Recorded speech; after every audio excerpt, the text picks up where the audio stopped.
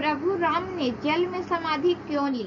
कथा के अनुसार जब श्री राम ने माता सीता को पवित्रता का सिद्ध करने के बाद भी उनका त्याग कर दिया था, उसके बाद माता सीता ने अपने पुत्र लव और कुश भगवान श्री राम को सौंपकर खुद धरती में समा गई।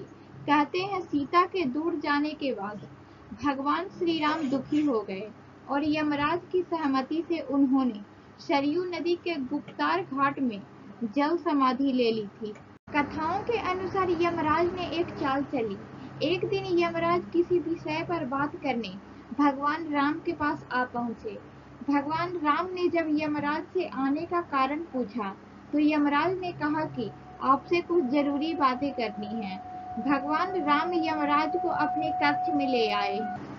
यमराज ने कहा कि मैं चाहता हूं कि जब तक मेरी और आपकी बात हो उस बीच में कोई कक्ष में न। यमराज ने अपनी बात को आगे बढ़ाते हुए कहा कि अगर कोई बीच में आ जाता है तो आप उसे मृत्यु दंड देंगे।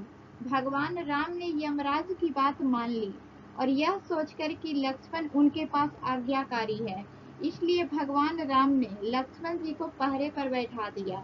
यमराज और राम जी की जब बात चल रही थी उसी समय दुर्वासा ऋषि अयोध्या पहुंच गए और राम जी से तुरंत मिलने से इच्छा जताई। लक्ष्मण जी ने कहा कि भगवान राम अभी यमराज के साथ विशेष चर्चा कर रहे हैं। भगवान की आज्ञा है कि जब तक उनकी बात समाप्त न हो जाए कोई उनके कक्ष में नहीं आएगा, इसलिए आपसे अनुरोध है कि आप कुछ समय तक प्रतीक्षा करें। ऋषि दुर्वासा लक्ष्मण जी की बातों से क्रोधित हो गए और कहा कि अभी जाकर राम से कहो कि मैं उनसे मिलना चाहता हूँ, अन्यथा मैं पूरी अयोध्या को नष्ट होने का श्राप दे दूंगा। लक्ष्मण जी ने सोचा कि उनके प्राणों से अधिक महत्व उनके राज्य और उनकी जनता का है, इसलिए अपने प्राणों का मोह छोड़कर लक्ष्मण जी भगवान राम के कक्ष में चले गए।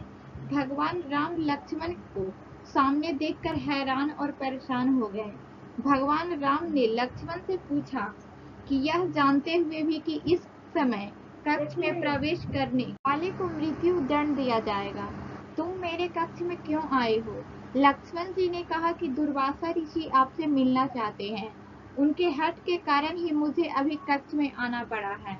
राम जी यमराज जी से अपनी बात पूरी करके ऋषि दुर्वासा से मिलने पहुंचे। यमराज अपनी चाल में सफल हो चुके थे।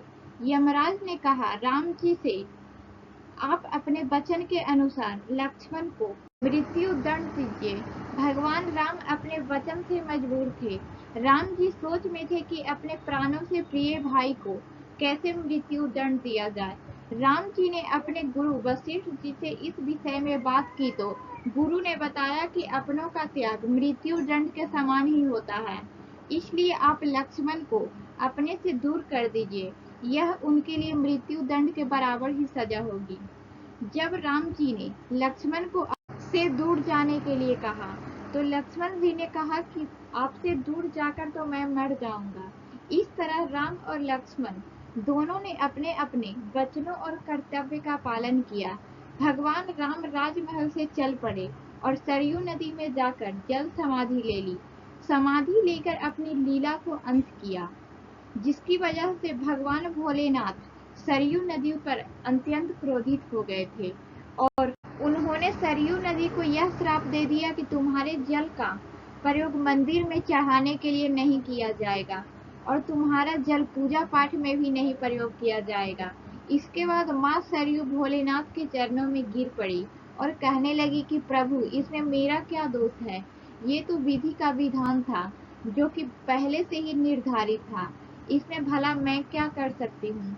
माता सरयू के बहुत विनती करने पर भगवान भोलेनाथ ने माँ सरयू से कहा कि मैं अपना श्राप वापस तो नहीं ले सकता, लेकिन इतना हो सकता है कि तुम्हारे जल में स्नान करने से लोगों के पाप धुल जाएंगे, लेकिन तुम्हारे जल का प्रयोग पूजा पाठ तथा मंदिरों में नहीं किया जाएगा और न ही किसी को पुण्य मिलेगा।